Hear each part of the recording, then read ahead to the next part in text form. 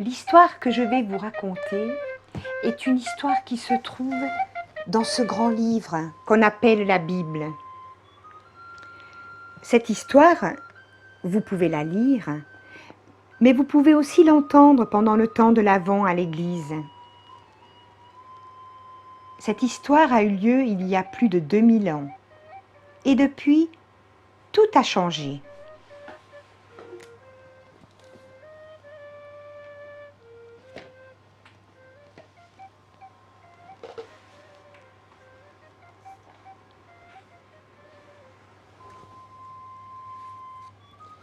À présent, nous nous trouvons dans la couleur violette.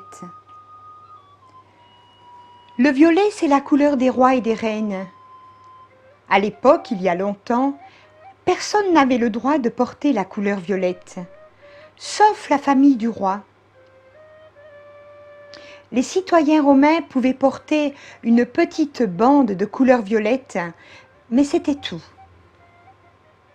Le violet est une couleur sérieuse et importante. Quelque chose de très important va bientôt arriver. Un roi va venir, mais ce roi n'avait pas d'armée, ni de grande maison et aucune richesse. Ce roi, c'était un bébé né dans une étable.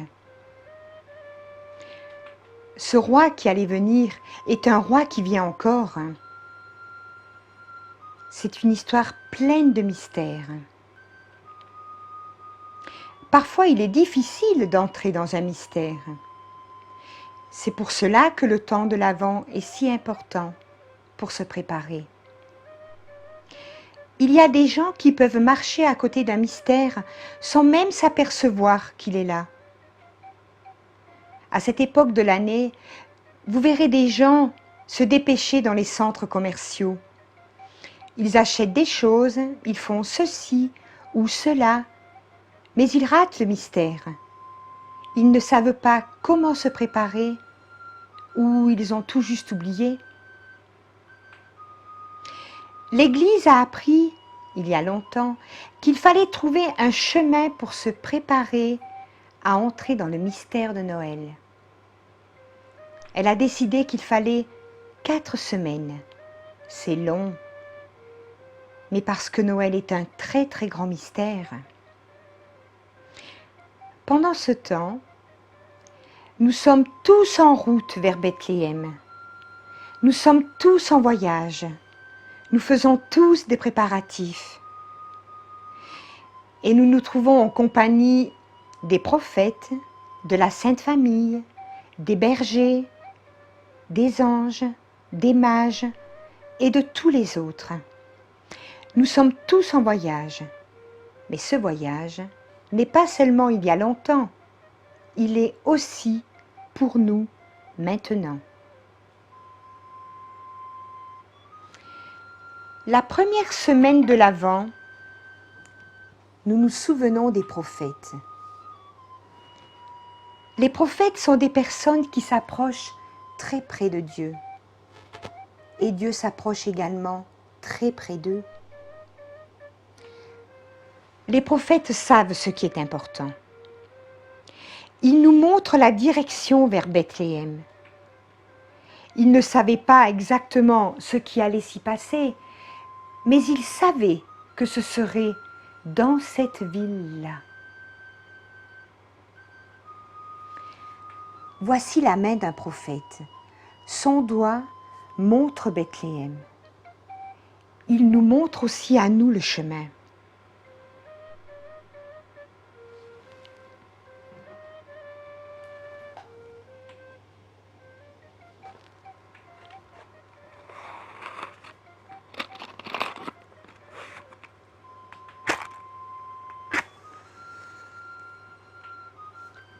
Voici la lumière des prophètes.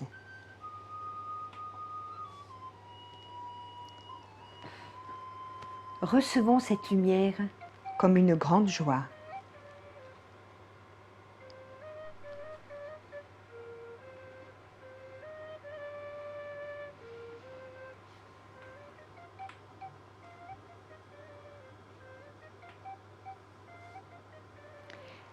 La deuxième semaine de l'Avent, nous nous souvenons de la Sainte Famille.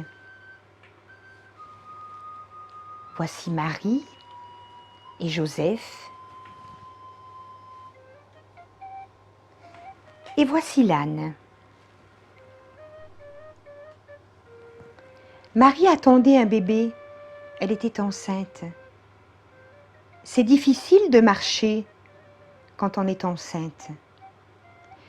Parfois, elle ne pouvait plus avancer, alors elle se mettait sur le dos de l'âne. Mais c'est difficile aussi de rester sur le dos d'un âne. Quand elle était trop fatiguée, elle descendait et marchait.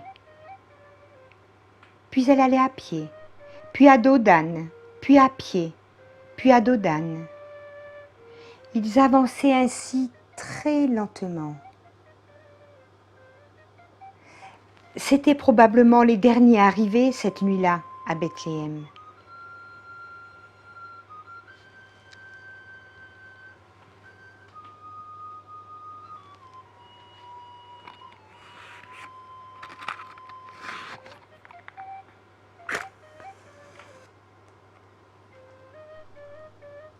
Réjouissons-nous de cette lumière, la lumière de Marie et de Joseph.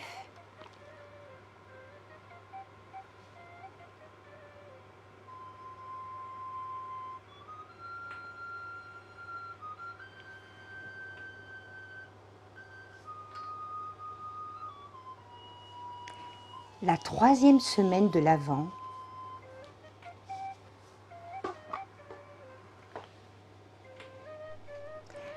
nous nous souvenons des bergers.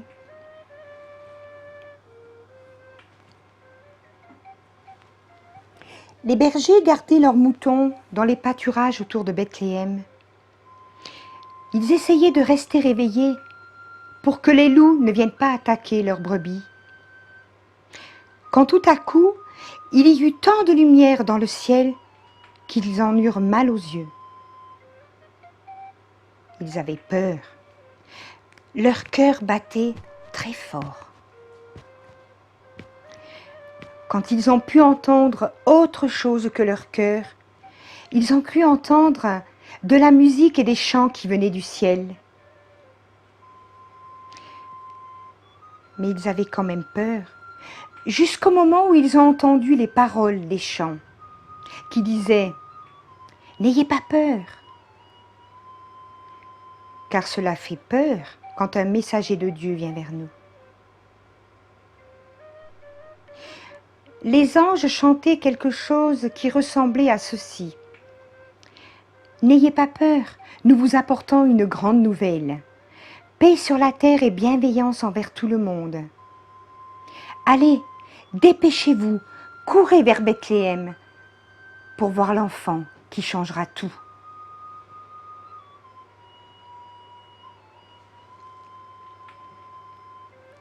Regardez,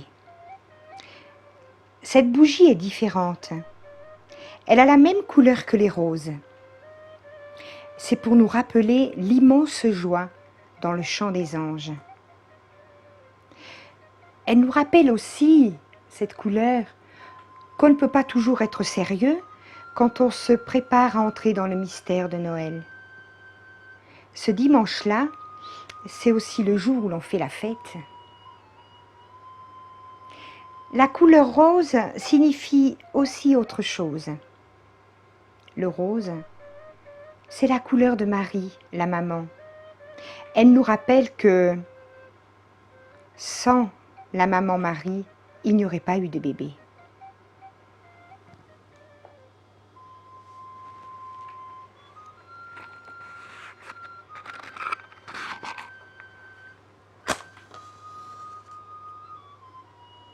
Réjouissons-nous de cette lumière.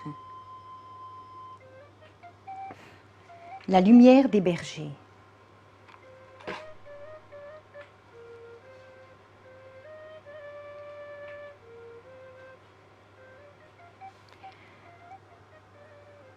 La quatrième semaine de l'Avent, nous nous souvenons des trois rois. les mages, les sages. Ils venaient de loin, ils venaient de l'Est. Ils étaient tellement sages qu'on les prenait pour des magiciens. En fait, le mot magie vient du mot mage dans leur propre langue. Les mages savaient beaucoup de choses. Ils connaissaient en particulier très bien les étoiles. Ils savaient l'emplacement exact de chaque étoile à tout moment de l'année. Ils savaient quand commencer la saison pour planter dans les champs, ou le bon moment pour faire un grand voyage en bateau, ou encore pour franchir un col de montagne quand la neige était peu profonde. Une nuit, ils ont vu une étoile sauvage, mais cette étoile n'était pas sur leur carte du ciel. Cette étoile, elle allait et venait comme elle voulait. Elle ne pouvait se tenir tranquille. Alors les mages décidèrent de la suivre pour voir où elle allait et ce qu'elle voulait leur montrer. Ils ont suivi l'étoile jusqu'à Bethléem.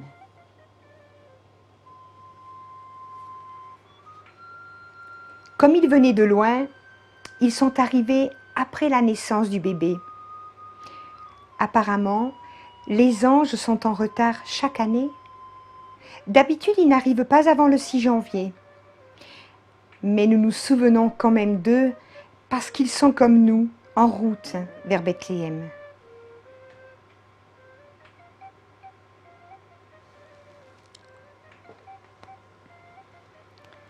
Voici la lumière des mages.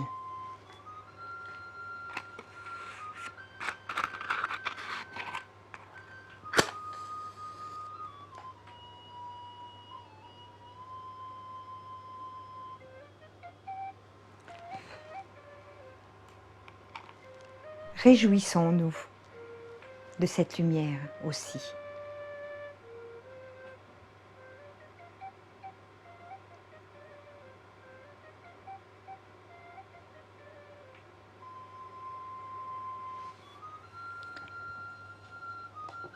Regardez,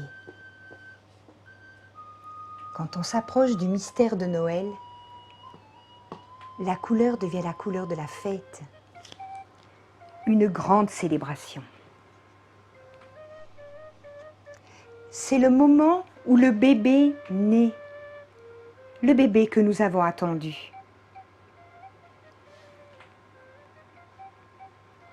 Voici l'enfant Jésus, le Christ, le mystère de Noël.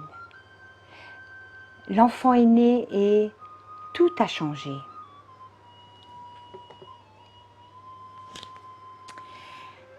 Mais de toutes les créatures présentes cette nuit-là, le plus étonné était sûrement le bœuf. Quand le vieux bœuf est arrivé le matin pour manger la paille de son petit déjeuner, il a trouvé un bébé dans sa mangeoire. La mangeoire est devenue un lit. Tout a changé. Mais attendez, il manque quelque chose. La voilà. La lumière de l'enfant Christ.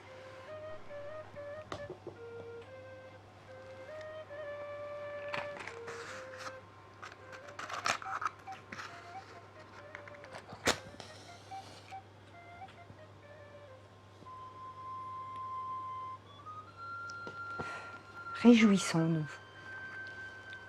de la lumière de l'enfant Christ.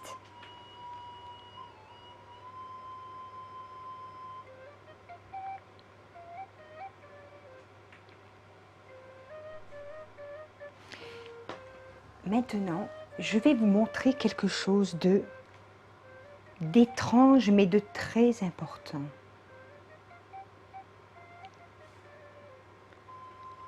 Regardez la lumière des prophètes. Les prophètes sont des personnes qui qui savent ce qui est important. Ils sont très attentionnés envers les autres. Les prophètes peuvent être des garçons ou des filles. Ils sont très attentifs, ils savent et comprennent les choses. La lumière des prophètes est à un seul endroit. Je vais changer la lumière pour qu'elle se répande partout dans la salle. Regardez.